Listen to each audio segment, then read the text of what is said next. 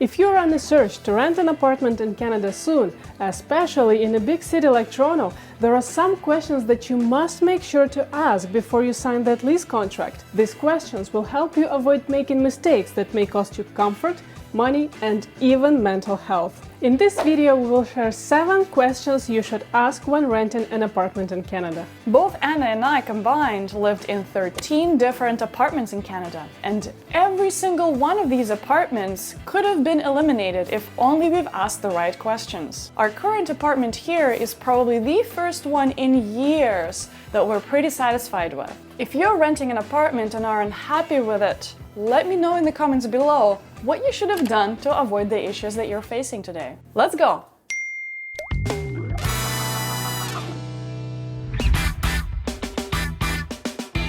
Always make sure you test and verify the AC in your apartment. First, not all apartments in Canada have an AC. The older the building, the less likely you are to have the AC installed by default. Some buildings and landlords may not even allow installing the AC because they don't look pretty on the exterior wall, or there is a huge risk that it won't be installed properly and would lead to damages. There actually have been accidents where badly installed ACs fell down and killed people. Always verify this condition with your landlord, in your contract, and by the building bylaws. Landlords don't always have the right to ban installing the AC. However, in some cases you might have to pay for it and for the professional installation services as well. An alternative that many go for during a very hot summer is bulky standing AC. It's super bulky, it's ugly, but it keeps you cool. Another option is window insert AC, which unfortunately blocks part of your window and light and is noisy.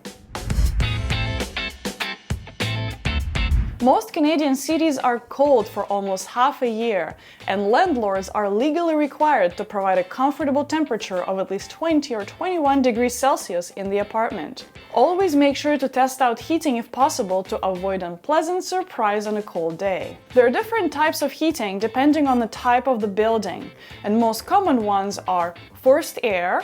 That's when you have a furnace warming up the air and the blower will push the hot air inside the unit through the duct system. There's also electric baseboard heating. Those are electric radiators usually installed under windows. And more rarely, you can come across boilers or hot water radiators, usually in very old buildings. And those are radiators with circulating hot water inside. If you're from Europe, you know what I'm talking about. These days, forced air is the most popular type of heating in apartments, and you can basically configure the exact temperature you want. You would have a thermostat installed on the wall where you can set the desired temperature, and the system will turn on and off automatically to maintain the selected temperature. One thing to watch out for with these is any crackling or out of ordinary noise coming in from the vents. You may not notice it during the 15-minute apartment visit, but if there's any imperfections like some buzzing or crackling noise because some screw is loose or there's something wrong with the ductwork, you will have to live with that disturbing noise day and night. Some heating systems also have a very loud fan generating a continuous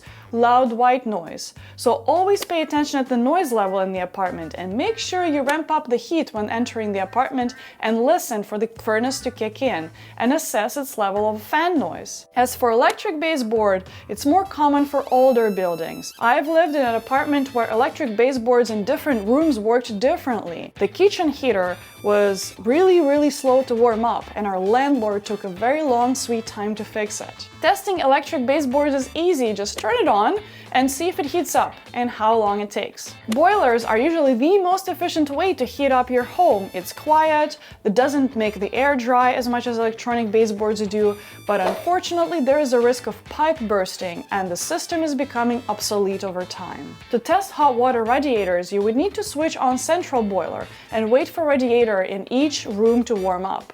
If you don't want to wait, at least pay attention to when the central boiler was last inspected or replaced. While you test out the heating, another important thing to pay attention to is insulation. There is a huge problem with insulation in Canada. The older the building, the worse it is. The newer the building is, the worse the quality of windows can be as well. Pay special attention at the quality of the windows and the window frames. It's good to ask your landlord when the windows were fixed or replaced last. During my time in Canada, I've lived in several apartments where the insulation was poor and you could easily feel the cold draft coming in from the window or the doors. And the floor around the entrance would feel cold to step on during winter. If that's the case, you don't just end up in a cold apartment in winter, but your electricity or utility bill ends up going through the roof. I still remember the worst month in the winter that we've had when our monthly electricity bill would reach almost $400 at some point. All that while the average winter bill should have been around $100 or $150. Oh wow! So when testing for insulation, the first thing to check for is if the windows are well sealed, whether they're double glass or single glass, and whether there is any draft coming out from it. If you are viewing an apartment during warm days, another way to test window insulation is by checking for noise. Poorly insulated windows let the street sound in, and it may sometimes feel as if the window is not fully shut, even though it is. As you verify for insulation, do the same thing for any doors that are connected to the outside. When looking at your rent budget, it's easy to overlook the expenses on utilities in your monthly housing expense. In Canada, the way you pay for utilities varies greatly. There are several utility companies, and depending on the provider, you may have to make separate payments for water, electricity, and gas. Sometimes your utilities are included in your rental price, and you don't need to worry about it at all. The landlord covers it. When I lived in Montreal, for instance, it was common to have everything included in your rent, sometimes even internet. Those were the nicest ones. But sometimes the landlords made you pay for electricity, especially if the house is old, insulation is poor, and they definitely know that you will use a lot of electricity in the winter. When I moved to Toronto, I learned that it's not uncommon to pay for everything, both water and electricity, and if your furnace is fueled by gas, you might be even asked to pay gas bills separately as well. When you're leasing an apartment, make sure you ask about the average utility costs per month and who pays for what. Some buildings or some individual landlords do not allow for pets at the apartment, so if you have pets, that might be problematic sometimes. It's more common to ban dogs in apartments because of some noise concerns and potential damages that they can cause to the apartments. Landlords typically have more relaxed rules around cats. Discrimination, I know. In some cases, you may be required to make a damage deposit, which will be returned to you when you move out, provided there are no pet-related damages. If you are moving out and being told that your deposit is being withheld because of some damages, make sure to ask for receipts showing the amount of money spent on the repairing the aforementioned damages using your deposit. Usual wear and tear does not count towards your damage deposit, and ideally you want to ask the landlord to pay interest on the deposit they hold, especially in the times of high inflation.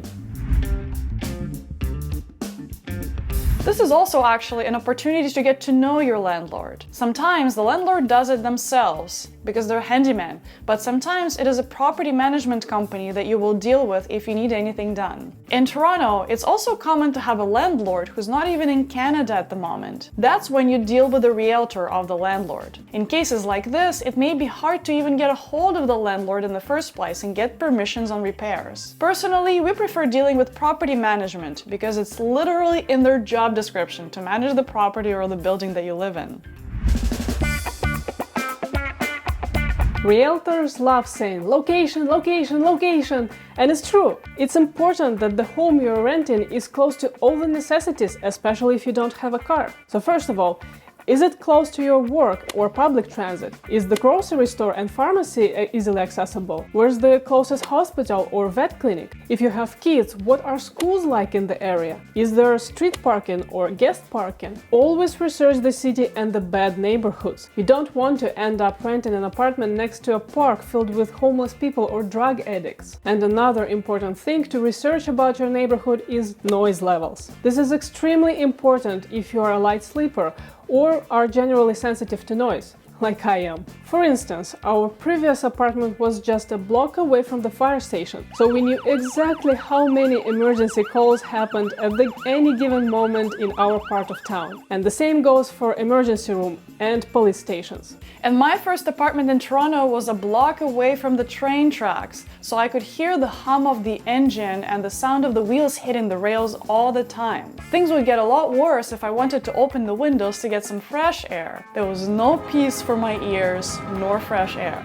Other important things to check is proximity to a highway, big intersections or high-speed limit roads. I've also heard that living near schools and kindergartens is not ideal if you like to sleep in. So basically, there's never too many questions to ask when you're renting a home, because in the end of the day, that's the place where you will spend most of your time, and most importantly, this is the place that is supposed to help you rest and recharge. It's your right to make sure you choose the right place that you will happily call home for the years to come. Moving is a very stressful and time-consuming process, and it's not cheap, so make sure you take your sweet time to find the right home for you and your family. What items did we leave out that you feel are too important to share?